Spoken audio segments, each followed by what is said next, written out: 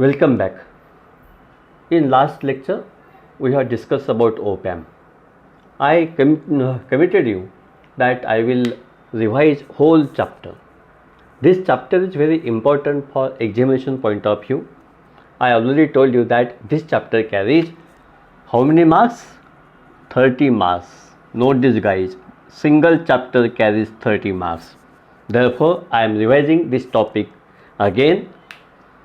काही तुमचे प्रश्न असतील ते प्रश्न तुमचे आता त्या प्रश्नाची उत्तर तुम्हाला मिळतील. विनीतने काही प्रश्न उपस्थित केले होते, त्यासाठी मुद्दाम हे पूर्ण चॅप्टर रिवाइज करण्याचा प्रयत्न करतो. म्हणून थोडंसं कॉन्सन्ट्रेट करा, फोकस करा.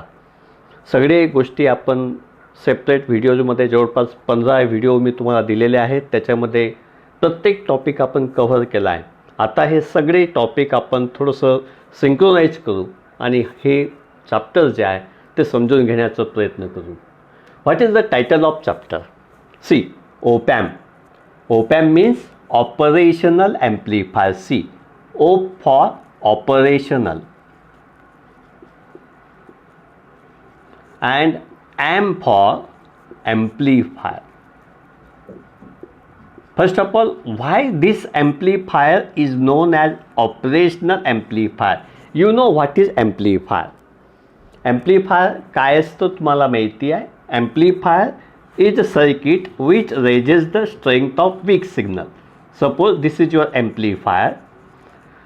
These are the input terminals of this amplifier and here you are taking output. What happens if you give such type of small input or weak input at the input terminals? You get amplified output. That is, the strength of the weak signal is get raised, increased at output. This device perform this action to raise or increase the strength of weak signal is known as amplifier. मला वाटतं तुम्हाला amplifier समजलं असेल. What is operational amplifier? Amplifier we have defined already. Now, why this amplifier is known as operational? Very simple. मी आधीच सांगितलं होतं की हा amplifier वेगवेगळे ऑपरेशन्स करतो. This amplifier performs number of operations. Operations means mathematical operation. Which are these mathematical operations? Addition. If we have to perform addition, we can perform addition with the help of this device. Subtraction, multiplication, division, comparison. That is, we can perform number of mathematical operations with the help of this amplifier. Therefore, it is known as operational amplifier. मला वाटतं तुम्हाला समजलं असेल की op-ampला operational amplifier असं का म्हणतात. कारण तो वेगवेगळे गणिती क्रिया करतो. लक्षात घ्या, वेगवेगळ्या गणिती क्रिया. कोणत्या कोणत्या गणिती क्रिया? Addition, subtraction, multiplication, division, comparison, integration, differentiation.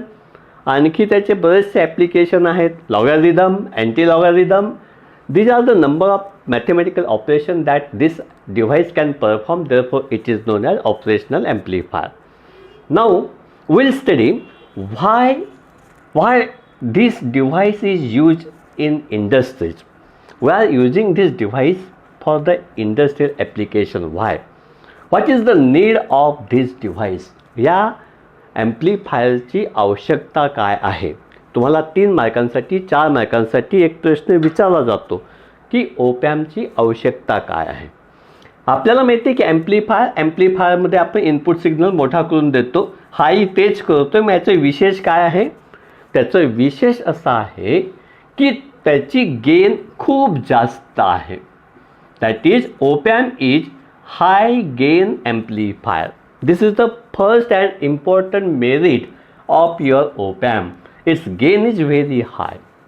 Second is, it is direct coupled amplifier.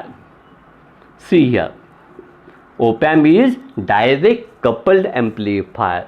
And third important term related to the op-amp is differential amplifier. See guys, op-amp is special amplifier of which gain is very high It is direct coupled amplifier and it is differential amplifier. What is gain? You know, gain is the ratio of output to the input. If output is voltage, then input must be voltage. If output is current, then input must be current. If output is power, then input must be power. From this it is clear, gain is the ratio of similar quantities. Note this point. Gain हा output भागिला input हे जे गुणोत्तर असते त्याला आपण gain असं म्हणतो. आउटपुट व्होल्टेज असेल तर इनपुट हे आपण व्होल्टेज घेतो, आउटपुट करंट घेतलं तर इनपुट करंट घेतो, आउटपुट पॉवर घेतली तर इनपुटला आपण पॉवर घेतो. म्हणून व्होल्टेज घेतलं व्होल्टेज गेन, करंट घेतलं करंट गेन, पॉवर घेतली power gain. Very good. Right now our aim is to discuss voltage gain. म्हणजे यापुढे मी जोपर्यंत सांगत नाही करंट किंवा पॉवर गेन तोपर्यंत मी गेन म्हटलं की तुम्ही नोट करायची की मी फक्त व्होल्टेज गेन म्हणतोय. Got it. मग opamp is high gain direct couple differential amplifier. Note here, opamp is high gain direct coupled differential amplifier. Its gain is very high. Now in op-amp we denote this gain with a letter A. You can use G, no problem. But in number of books that we are going to refer right now, in this book gain is denoted by letter A. Therefore I am also writing A is equal to output upon input. Okay. Gain त्याची जास्त आहे हे लक्षात आलं. Direct coupled आहे. Coupling काय असतं तुम्ही 11वीत असताना शिकलेलं आहे की 3 प्रकारच्या कपलिंग असतात. एक RC कपलिंग, एक डायरेक्ट कपलिंग आणि तिसरी जी असते ती ट्रान्सफॉर्मर कपलिंग. आपण RC कपल जे आहे ते कमी लेव्हलचे कमी लेव्हलचा जो इनपुट सिग्नल असतो त्याला वाढवण्यासाठी वापरतो, म्हणजे पहिल्या स्टेजच्या ॲम्प्लिफिकेशनसाठी आपण वापरतो. आणि ट्रान्सफॉर्मर कपल कुठे वापरतो आपण? शेवटच्या स्टेजला. 11वीत आपण सगळं पाहिलं आहे. आपला इंटरेस्ट आहे direct couple. Direct couple means there is no coupling device. तिथं कुठल्याही प्रकारचं कपलिंग वापरलेलं नाही आहे. एकाचं आउटपुट डायरेक्ट दुसऱ्याच्या इनपुटला दिलं जातं म्हणून त्याला म्हणतात direct coupling. If the output of first stage is directly given to the input of second stage, then it is known as direct coupling and that amplifier is known as what? Direct couple amplifier. Got it? Op-amp is direct couple amplifier. पण दोन गोष्टी तुम्हाला कळल्या. Op-amp is high gain amplifier, direct couple amplifier. The third and important term that we must know is differential amplifier. लक्षात घ्या, ओपॅम्पची speciality ही आहे की op amp differential amplifier आहे. डिफरन्शियल एम्प्लिफायर, डिफरन्स म्हटलं की आपण तुलना, आपल्या डोळ्यासमोर काय येते? तुलना. आपण तुलनाच करतो नेहमी. याला 20 मार्क्स आहे, याला 25 मार्क्स आहेत. आपण एक टेस्ट घेतली, काहींना 22 मिळाले, काहींना 23 मिळाले, काहींना 10 मिळाले, काहींनी दिलीच नाही. We are comparing the students. आपण त्या सगळ्यांना कम्पेअर करतो की याला एवढे त्याला तेवढे. कम्पेअर करण्यासाठी मिनिमम 2 लोक लागतात. इथंही कम्पॅरिझन करायची आहे तर त्यासाठी किमान 2 इनपुट पाहिजेत. It means that in op amp there are 2 inputs. म्हणजे ओपॅम्पला किती इनपुट असले पाहिजेत?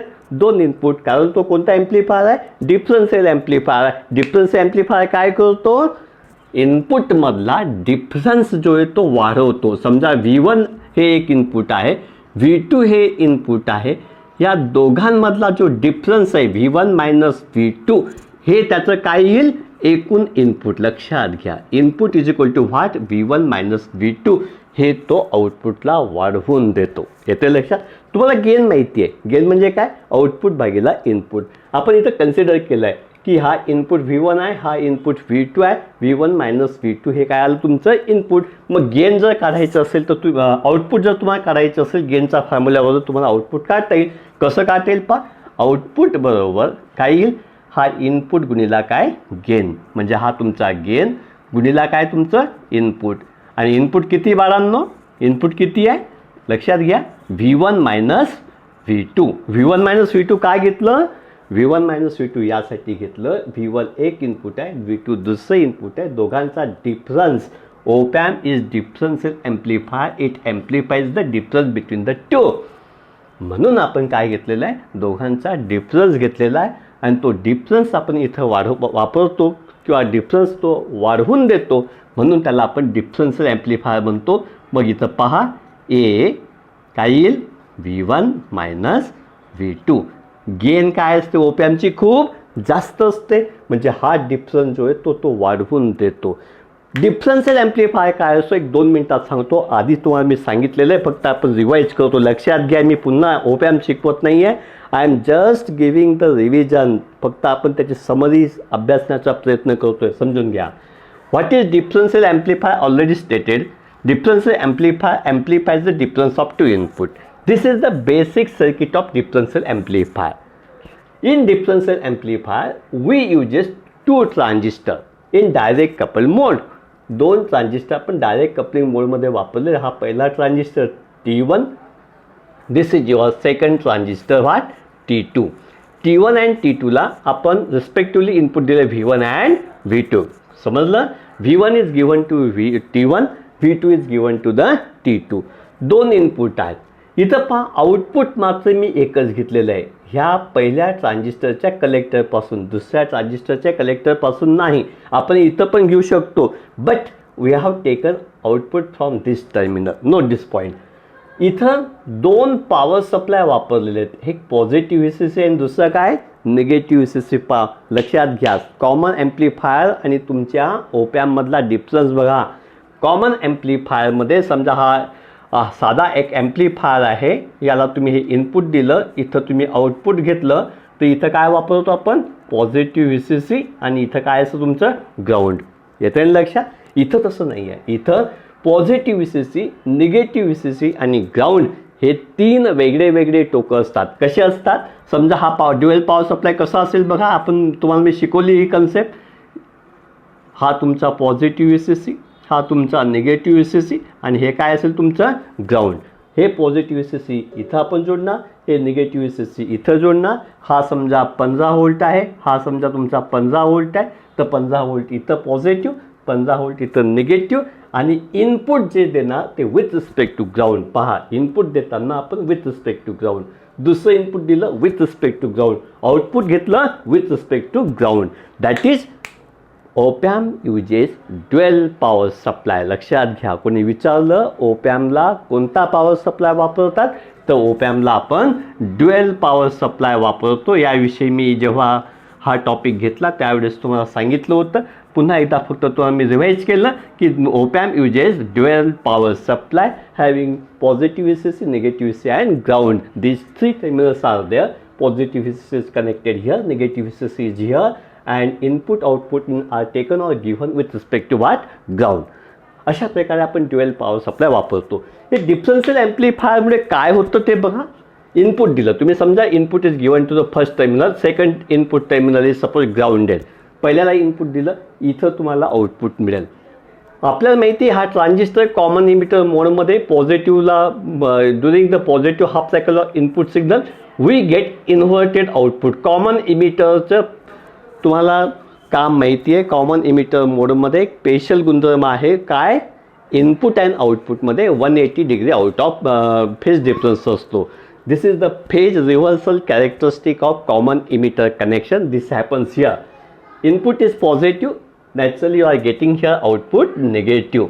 म्हणजे इथं इनपुट पॉझिटिव्ह असेल तर निगेटिव्ह मिळतं, निगेटिव्ह असेल तर काय मिळतं, पॉझिटिव्ह. म्हणून हे जे टोक आहे त्याला म्हणायचं इन्व्हर्टिंग टोक. इथं या, आपण समजा तुम्ही या टोकाला इनपुट दिलं, याला ग्राउंड केलं. When we connect input to this terminal and output is this terminal is grounded, output is taken from this terminal. काय होतं पहा, इथं तुम्ही पॉझिटिव्ह हाफ सायकल दिली, इथं पॉझिटिव्ह दिली, ही निगेटिव्ह आहे. पॉझिटिव्हचं इथं काय होईल बाळांनो, निगेटिव्ह होईल आणि ती जिकडे ट्रान्सफर झाली त्या निगेटिव्हचं पुन्हा काय होईल, पॉझिटिव्ह होईल. म्हणजे जसं इनपुट पॉझिटिव्ह दिलं तसं तुम्हाला काय मिळालं, इथं आउटपुट पॉझिटिव्ह मिळालं. तसं इथं निगेटिव्ह दिलं, निगेटिव्हला इथं काय मिळेल तुम्हाला, पॉझिटिव्ह मिळेल. हे इकडे ट्रान्सफर झालं, पॉझिटिव्हचं काय होईल, निगेटिव्ह होईल. याचा अर्थ काय, याचा अर्थ असा, if input is given to non-inverting terminal or the second terminal, then there is no phase difference between input and output. If you are giving input to this inverting terminal, then there is phase difference of 180 degree. म्हणजे याला positive दिलं की negative मिळतं, negative दिलं की positive मिळतं, म्हणून याला म्हणायचं इन्व्हर्टिंग टर्मिनल. याला पॉझिटिव्ह दिलं की पॉझिटिव्ह मिळतं, निगेटिव्ह दिलं की निगेटिव्ह मिळतं, म्हणून याला काय म्हणायचं? Yes, non inverting terminal. म्हणजे ओपॅम्पला दोन इनपुट टर्मिनल असतात. कोणते कोणते? Inverting and non inverting. Good. आता ओपॅम्पला मी 5 टोकं इथं दाखवून दिले. This is the symbol of opamp. आपण डिस्कस केलेला आहे. ओपॅम्पला 2 टोकं इनपुटचे असतात, inverting and non inverting. 2 power सप्लायचे, पॉझिटिव्ह एसीसी, निगेटिव्ह एसीसी, आणि हे जे टर्मिनल आहे कोणतं आहे? आउटपुट. आणखी जे 2 टोकं असतात त्याला आपण काय म्हणतो? आठवत आहे? यस यस, काय म्हणतो त्याला आपण? काय म्हणतो? Null offset. आपण याची आता पिन डायग्राम मी तुम्हाला दाखवतो. समजा तुम्ही ओपॅम्पची पिन डायग्राम काढली तर तुमच्या लक्षात येईल की त्या ठिकाणी तुम्हाला काय मिळतं. समजा दिस इज युअर ओपॅम्प. ओपॅम्पचा ॲडव्हान्टेज काय आहे? Op amp is direct couple amplifier, therefore there is no coupling device, therefore we can easily integrate it in the form of IC. आपण त्याला ICच्या फॉर्ममध्ये तयार करू शकतो. हा त्याचा सगळ्यात मोठा ॲडव्हान्टेज आहे. आपण जनरली ओपॅम्पसाठी जो IC वापरतोय तो असतो IC 741. आठवतं तुम्हाला? 741 IC. पहा कसं आहे त्याचं. 741 IC. समजा हा IC आहे, हे त्याचं पिन नंबर 2, हे पिन नंबर 3. आता काय झालं? हे पिन नंबर तुमचं 6. पहा, हे पिन नंबर 1, 2, 3, पिन नंबर 4. इथं असं यू शेप असतो. 1 2 3 4. इथं काय येईल? 5. इथं काय येईल? 6. इथं काय येईल? 7. आणि इथं काय येईल? 8. 4 नंबर जो आहे तो तुमचा निगेटिव्ह ECC. 4 नंबर काय तुमचा? Negative ECC. करेक्ट. याला आपण म्हणतो निगेटिव्ह ECC. आणि 7 नंबर जो असतो तुमचा पॉझिटिव्ह ECC. 6 नंबर काय असतो तुमचा? आउटपुट. 1 आणि 5 याला आपण म्हणतो नल ऑफसेट. याला काय म्हणतो आपण? नल ऑफसेट, किंवा काही लोक त्याला बॅलन्स असं म्हणतात. Null offset. Okay. Pin number 8 is not connected to any terminal of device or any terminal in circuit. Therefore, it is known as non-connected. Not connected. This is inverting. This one is non-inverting. ही फक्त pin diagram तुम्हाला 3 मार्काला विचारली जाते. हा symbol, हा differential amplifier 3 मार्काला विचारला जातो. Differential amplifier काय असतो ते तुम्हाला विचारलं जातं. ओपॅम्पची आवश्यकता काय मी सांगितली. ओपॅम्पला कुठल्याही प्रकारचं कपलिंग डिव्हाइस नसतं, त्यामुळे तो ICच्या फॉर्ममध्ये तयार करता येतो. लहान आकारात तो असतो. दुसरा त्याचा फायदा आहे की कमी लेव्हलचा सिग्नल तो वाढवून देतो. हा DC ॲम्प्लिफायर असल्यामुळे 0 हर्ट्झपासून तर कित्येक मेगा हर्ट्झपर्यंतचे सिग्नल तो वाढवतो. म्हणजे ओपॅम्पचं वैशिष्ट्य बघा, it can amplify DC as well as AC signal. लक्षात घ्या, रिकाम्या जागा जोड्या लावा. चुकी बरोबरमध्ये हा प्रश्न विचारला जातो. ओपॅम्प फक्त AC सिग्नल वाढवतो, ओपॅम्प फक्त DC सिग्नल वाढवतो, ओपॅम्प AC आणि DC दोन्ही सिग्नल वाढवतो, ओपॅम्प कोणतंच सिग्नल वाढवत नाही. उत्तर काय? ओपॅम्प AC आणि DC दोन्ही सिग्नल वाढवतो. हा त्याचा सगळ्यात महत्त्वाचा ॲडव्हान्टेज आहे. मग आणखी त्याचं काय ॲडव्हान्टेज? साध्या ॲम्प्लिफायर आणि ओपॅम्पची जर तुम्ही तुलना केली तर साध्या ॲम्प्लिफायरमध्ये जो मेजर प्रॉब्लेम येतो तो नॉईज. नॉईज म्हणजे काय? आजूबाजूचं, समजा इथं मी शिकवतो आहे नाही काहीतरी, आता बाहेर कोणीतरी मोटर लावली तर आपल्या TV-मध्ये आपल्या काहीतरी दुसऱ्या जे इनपुटचे डिव्हाइसेस असतात तिथं काहीतरी नको असलेले सिग्नल तयार होतात. त्याला काय म्हणायचं? Noise signal. This is the major problem with your common transistors amplifier. जे कॉमन ट्रान्झिस्टर ॲम्प्लिफायर आपण वापरतो त्याच्यामध्ये हा मेजर कन्सर्न असतो. म्हणून आपण ओपॅम्प वापरतो. ओपॅम्पमध्ये नॉईज लेव्हल कमी होते. वाय? क्वेश्चन इज वाय, की नॉईज लेव्हल त्याच्यात कमी का होते.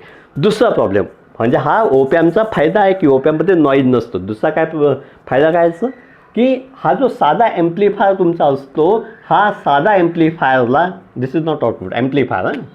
हा जो साधा ॲम्प्लिफायर आहे, ह्या साधा ॲम्प्लिफायरमध्ये काय असतं? पॉवर सप्लायवरती त्याचं आउटपुट डिपेंड करतं. If suppose there is change in power supply voltage, its output varies.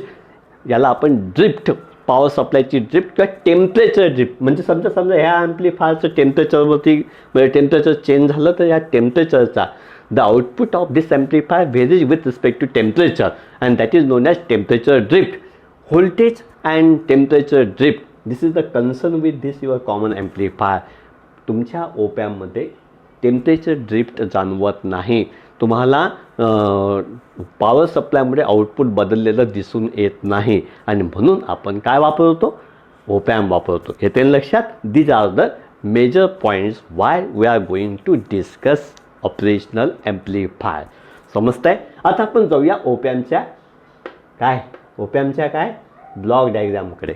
ओपॅमच्या block डायग्राममध्ये जाण्याआधी एक छोटीशी टर्म माझ्याकडनं मिस झाली, ते तुम्हाला सांगून देतो. CMRR. तुम्हाला सांगितलं पेशंटला एक टॉपिक आपण घेतलेला आहे, 15 मिनिटाचा व्हिडिओ मी CMRRवरती तयार केलेला आहे. हवं तर तुम्ही पाहू शकतात. What is CMRR? मी इथं सांगितलं की opamp is differential amplifier. Opamp differential amplifier म्हणजे काय? तो डिफरन्स ऑफ इनपुट जे आहे ते वाढवून देतो. डिफरन्स ऑफ इनपुट म्हणजे काय? हे दोन्ही इनपुट जे आहेत, हे दोन्ही इनपुटचा जो डिफरन्स असेल ते तो इनपुट म्हणून घेतो आणि ते वाढवतो. येतं लक्षात? समजा डिफरन्समध्ये लक्षात घ्या. समजा म्हणजे हा इनपुट जर पॉझिटिव्ह 5 व्होल्ट असेल आणि हा इनपुट जर तोही पॉझिटिव्ह 5 व्होल्ट असेल तर काय होईल? 5 वजा 5 काय होईल? 5 वजा 5 काय होईल? 0. असं जर दोघं इनपुट सारखे दिले, दोघं इनपुट जर तुम्ही सारखे दिले तर त्याला म्हणतात कॉमन मोड सिग्नल. कोणता सिग्नल म्हणायचं त्याला? Common mode signal. लक्षात घ्या. तुम्ही CMRRचा व्हिडिओ पहा, त्याच्यात मी हे सगळे डिटेल सांगितलेलं आहे. तर कॉमन मोड सिग्नल म्हणजे काय? If the input given to the op amp are same and in phase. दोघं इनपुट सारखे असतील आणि एकाच फेजमध्ये असतील तर त्या इनपुटला काय म्हणायचं? Common mode signal. कॉमन मोड सिग्नलमध्ये काय होईल? दोन्ही इनपुट सारखे आहेत, बरोबर ना? हा 5 व्होल्ट, हा 5 व्होल्ट. 5 वजा 5 काय येईल? 0 येईल. म्हणजेच आउटपुट काय मिळेल तुम्हाला? 0 गुणिला गेन. बरोबर आहे की नाही? 0 गुणिला गेन म्हणजे काय? 0 गुणिला कोणती संख्या घ्या, उत्तर काय येईल? 0 नॅचरली. म्हणजे कॉमन मोड गेन जो आहे ओपॅमचा, लक्षात घ्या, कॉमन मोड गेन याला आपण असं दाखवूया ACM. C for common, M for mode, A for gain. Common mode gain of op amp is 0. बरोबर. आता व्हॉट इज डिफरन्शियल मोड? 2 प्रकारचे इनपुट आपण ओपॅम्पला देतो. तुम्हाला आठवत असेल, डिफरन्शियल मोडमध्ये इनपुट देतो आणि कॉमन मोडमध्ये इनपुट देतो. डिफरन्शियल मोडमध्ये जर तुम्ही इनपुट दिलं, डिफरन्शियल मोडमध्ये इनपुट दिलं म्हणजे काय होतं? डिफरन्शियल मोडमध्ये काय होईल? हे दोन्ही इनपुट सारखे असतील. लक्षात घ्या. Difference between common mode signal and differential mode signal. In common mode signal both the inputs are same and in phase. दोघे इनपुट सारखे असतात आणि एकाच पेजमध्ये असतात. एकाच पेजमध्ये म्हणजे काय? हा पॉझिटिव्ह असेल तर हाही काय असेल? पॉझिटिव्ह असेल. त्यामुळे दोघांचा जो डिफरन्स आहे 5 वजा 5 काय होईल बाळांनो? येस, 0 होऊन जाईल. म्हणून आउटपुट काय मिळेल तुम्हाला? 0 मिळेल. म्हणून डिफरन्शियल मोड गेन जी असते ती काय असते? 0 असते. Common mode gain, not differential mode gain. Common mode gain काय असते तुमची? 0 असते. डिफरन्शियल मोड गेन काय असते? डिफरन्शियल मोड गेनमध्ये दोन्ही इनपुट सारखे बट अपोजिट इन फेज. म्हणजे हा 5 व्होल्ट असेल तर दुसरा काय येईल बाळांनो? -5 व्होल्ट. येते लक्षात? म्हणजे हा V1 आहे, हा V1 आहे. जेवढा हा V1 आहे, लक्षात घ्या, suppose this is V1, this is your V2. V1 is equal to 5 volt, V2 is equal to 5 volt but with negative sign. Note this point. Differential मोडमध्ये दोन्ही इनपुट सारखे परंतु अपोजिट फेजमध्ये असतात. If first input is positive, naturally second input is also what? Not positive. Positive in common mode. while in differential mode again what will it will be the negative. जर input positive असेल तर दुसरं input काय असेल? Negative असेल. असं जे input असतं त्याला काय म्हणायचं? डिफरन्शियल मोड. आता पण डिफरन्शियल मोडमध्ये काय होतं समजून घ्या. डिफरन्शियल मोडमध्ये आपला फॉर्म्युला फिक्स आहे. Output is equal to A in bracket V1 minus V2. इथं A जसाचा तसा, हा जो V1 आहे तो जसाचा तसा, हे मायनस साईन जसंच तसं. पण इथं जे आउटपुट दिले त्याला काय साईन आहे? मायनस दोन्ही कसे आहेत सारखे, म्हणजे हा काय येईल -V1. V1 आणि V2 सारखे म्हणतात, मी V1 घेतलं पण त्याच्यामध्ये साईन कोणती असते निगेटिव्ह. मग हा काय येईल तुमचं पहा V1 मायनस मायनस काय होईल प्लस V1 जसाचा तसा, that is you get A into 2V1.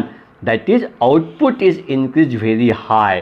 म्हणजे डिफरन्शियल मोड गेनमध्ये आउटपुट खूप जास्त मिळतं, म्हणून ओपॅमची डिफरन्शियल मोड गेन कशी असते खूप हाय असते. Differential mode gain of opamp is very high. मग जर CMRRची व्याख्या करायची होती तर मी तुम्हाला सांगितलं होतं it is the ratio of differential mode gain to the common mode gain. Differential mode gain किती असते खूप हाय असते, कॉमन मोड गेन किती असते 0 असते. Ideally common mode gain is 0, it is very हाय. काय येईल तुमचं आयडियली इट इज इन्फायनाईट.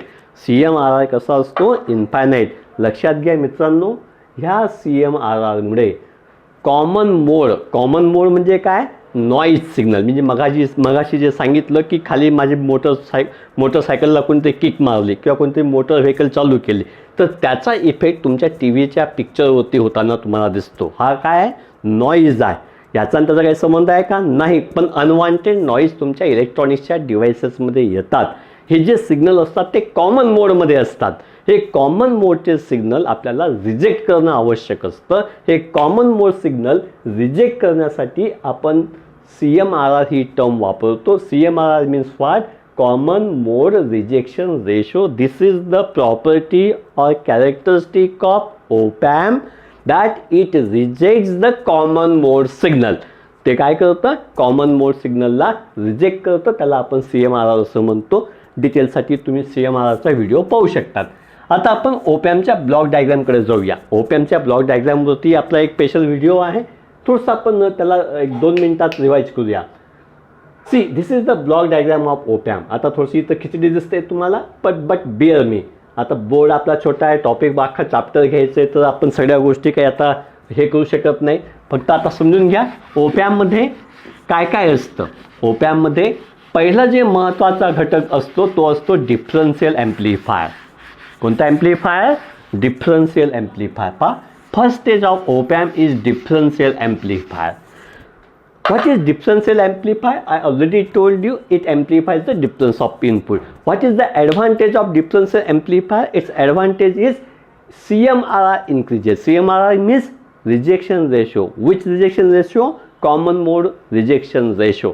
म्हणजे नको असले नॉईज सिग्नल तो कमी करतो. दुसरा फायदा करतो ओव्हरऑल गेन वाढवतो. कोणती ओव्हरऑल जी गेन व्होल्टेज गेन आहे ती ॲम्प्लिफायर ह्या पहिल्या डिफरन्शियल ॲम्प्लिफायरमुळे वाढतो. या पहिल्या डिफरन्शियल ॲम्प्लिफायरला आपण कॉन्स्टंट करंट सोर्स दिलेला आहे. पहा this is the source of constant current. ह्या कॉन्स्टंट करंट सोर्समुळे त्याचा इनपुट इम्पेडन्स वाढतो. लक्षात घ्या इनपुट इम्पेडन्स. कोणत्याही ॲम्प्लिफायरचा इनपुट इम्पेडन्स जास्त असला पाहिजे. तुमच्या सामान्य ॲम्प्लिफायरचा इनपुट इम्पेडन्स कमी असतो. हा त्याचा मेजर प्रॉब्लेम आहे. कारण हा ॲम्प्लिफायर जर हा ट्रान्झिस्टर ॲम्प्लिफायर जर तुम्हाला वापरायचं असेल तर त्याचं input junction base emitter junction is always kept forward bias. Forward बायसचा रेजिस्टन्स कसा असतो यस कमी असतो. म्हणून हा ॲम्प्लिफायर जो आहे याचं नॉईज रिजेक्शन फार कमी असतं. नॉईजचा प्रॉब्लेम सामान्य ॲम्प्लिफायरमध्ये असतो. तुमच्या ओपॅम्पमध्ये हा प्रॉब्लेम आपण नष्ट करतो. कशामुळे डिफरन्शियल ॲम्प्लिफायर वापरलं त्याच्यामुळे common mode signal rejection ratio त्याचा वाढला. आणि दुसरी गोष्ट इथं कॉन्स्टंट करंट सोर्स वाढल्यामुळे इनपुट इम्पेडन्स त्याचं वाढलं. Got it. हा जो डिफरन्शियल ॲम्प्लिफायर आपण पहिला वापरलेला आहे त्याला 2 इनपुट आहेत. हे 2 इनपुट आणि हे 2 आउटपुट आहे. येतं लक्षात. दुसरा तोही डिफरन्शियल ॲम्प्लिफायर आहे. But what is the difference between first and second differential amplifier? The difference is yes तुम्ही नोट केलं असेल. Second differential amplifier is double ended input and single ended output. याला 2 इनपुट आहेत आणि 1 आउटपुट आहे. एकच output आहे. This is the very specific difference between this two. Opamp we generally use as double ended input and single ended output. आपल्याला single ended output पाहिजे म्हणून आपण काय केलं हे 2 आउटपुट टर्मिनलला एकामध्ये कन्वर्ट केलं. त्यासाठी दुसरा डिफरन्शियल ॲम्प्लिफायर वापरला. तो 2 इनपुट आणि 1 आउटपुटवाला आहे. ओके. जसं ह्या ॲम्प्लिफायरमुळे ओव्हरऑल गेन वाढते, CMRR वाढतो, तसं याच्यामुळे पण ओव्हरऑल तुमची जी गेन आहे ती वाढते, CMRR वाढतो. तिसरी जी स्टेज आहे that is your emitter follower. This stage is also non as buffer stage. What is buffer stage? Buffer stage is the stage which separate this stage and this stage. पहिल्या ह्या स्टेजला आणि ह्या स्टेजला वेगळं वेगळं करणारं जे सर्किट आहे त्याला काय म्हणायचं आपण? बफर स्टेज असं म्हणायचं.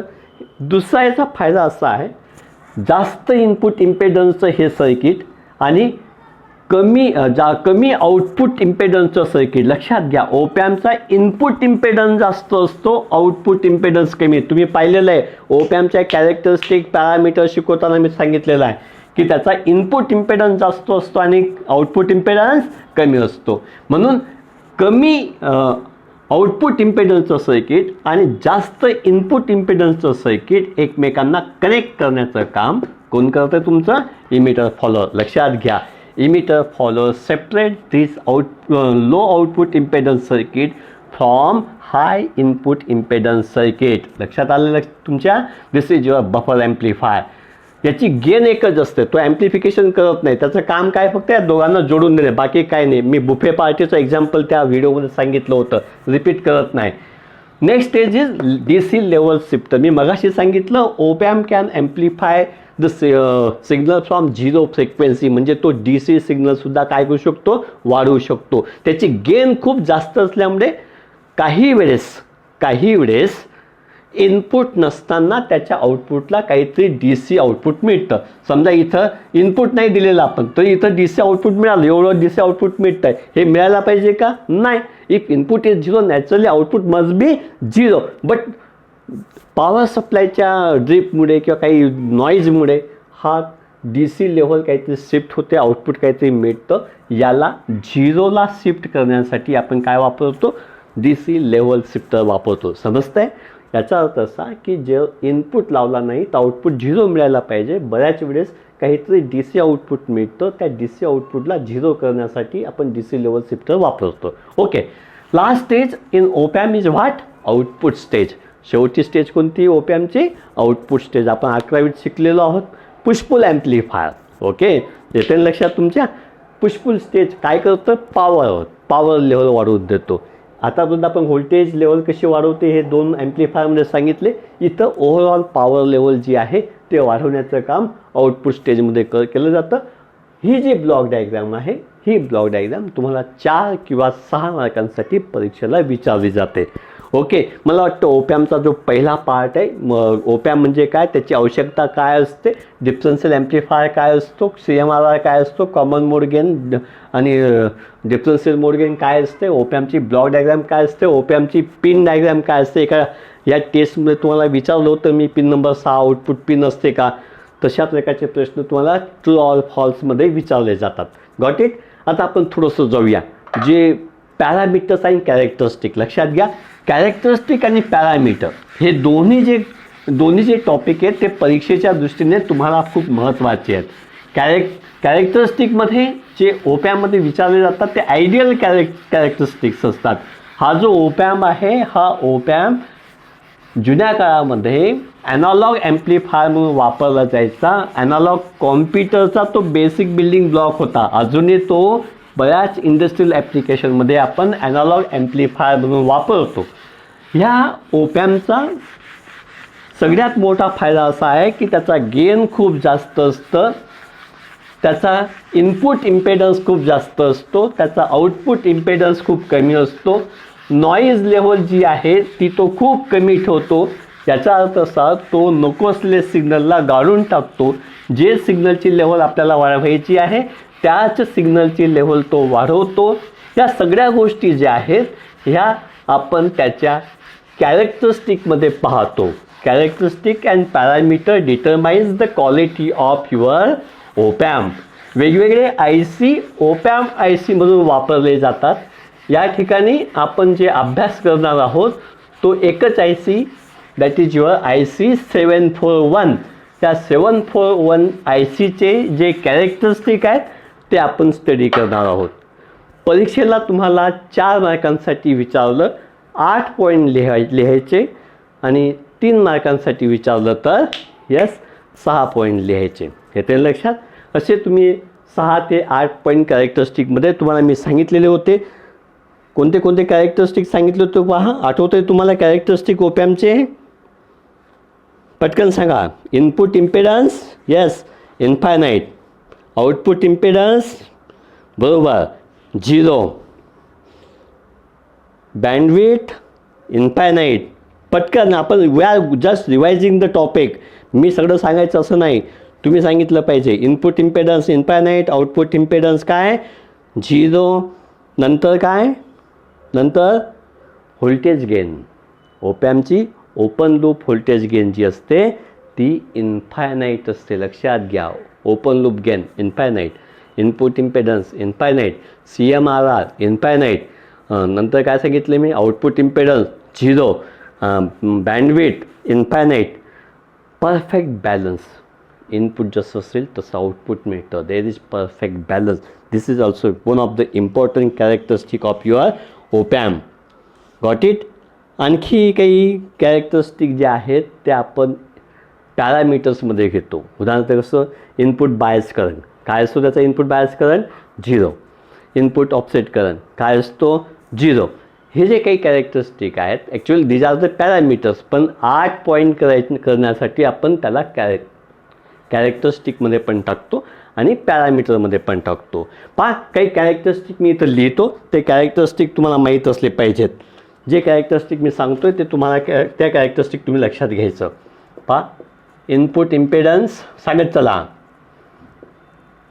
Input impedance what infinite.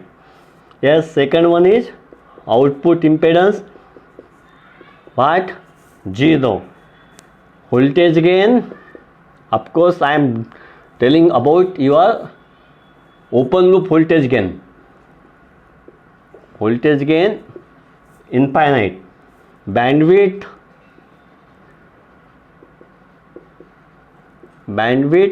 Infinite. CMRR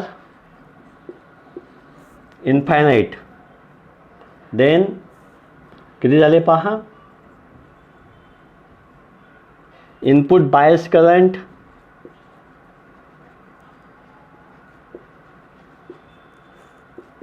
0. Input offset current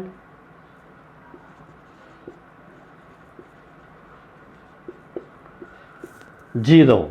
okay. Output offset voltage 0. Perfect balance. These are the few characteristic of opamp. हे काही कॅरेक्टरिस्टिक आहेत. हे तुम्हाला आपण स्पेशल कॅरेक्टरिस्टिकचा एक व्हिडिओ आपण बनवला होता, कॅरेक्टरिस्टिक्स अँड पॅरामीटर. त्यामध्ये सांगितलेलं होतं ते कॅरेक्टरिस्टिक तुम्ही सगळ्याच्या सगळ्या कॅरेक्टरिस्टिक तुमच्या तोंडपाठ पाहिजेत, तुम्हाला ते माहीत असल्या पाहिजेत. पॅरामीटर्स पहा, ओपॅमचे पॅरामीटर. हे पॅरामीटर आपण घेऊ आणि थांबू आणि दुसऱ्या व्हिडिओमध्ये ॲप्लिकेशन जे आहेत ओपॅमचे ज्याच्यावरती तुम्हाला डाऊट होते तो व्हिडिओ आपण पाहू. पॅरामीटर कोणते कोणते आहेत? येस. पहिला पॅरामीटर तुमचा इनपुट बायस करंट.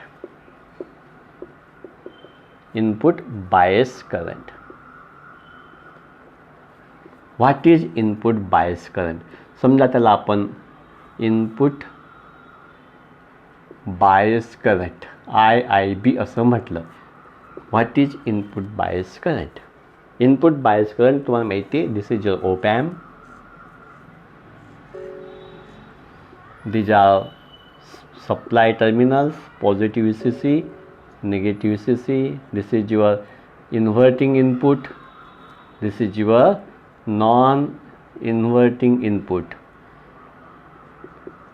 ठीक है ना? Negative, positive. This is your output. ठीक है. मी मगाशी सांगितलं की ओपॅमची गेन जास्त असल्यामुळे आपण इनपुट जरी नाही लावलं तरीसुद्धा काही वेळेस त्याच्या आउटपुटला काहीतरी आउटपुट मिळतं. हे जे आउटपुट मिळतं आपण इनपुट लावलं आहे का? नाही. We have not given any input but we are getting output.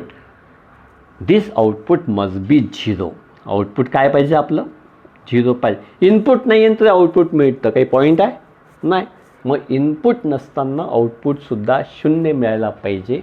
त्यासाठी आपल्याला काहीतरी बायस करंट त्या दोन्ही ट्रान्झिस्टर, इथं आठवतं तुम्हाला, इथं आपण ट्रान्झिस्टर जोडले होते पहा, हे जे दोन ट्रान्झिस्टर डिफरन्शियल सर्किटमध्ये जोडले होते, हा एक ट्रान्झिस्टर, हा दुसरा ट्रान्झिस्टर, हे दोघं आपण एकत्र केले होते, आठवतं तुम्हाला.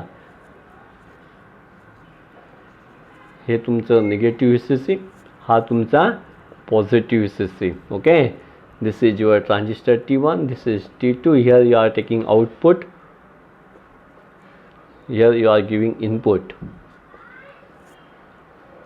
This is V1, this is your V2. बरोबर ना. आउटपुट इथं घेतोय, इनपुट समजा V1 is 0, output this V2 is also 0, then output must be 0. But this does not happen in op-amp. Sometime even there is input 0, there is some output. op-amp produce some output. हे जे output आहे, हे output 0 करण्यासाठी आपल्याला काहीतरी bias current त्याला लावावं लागतं.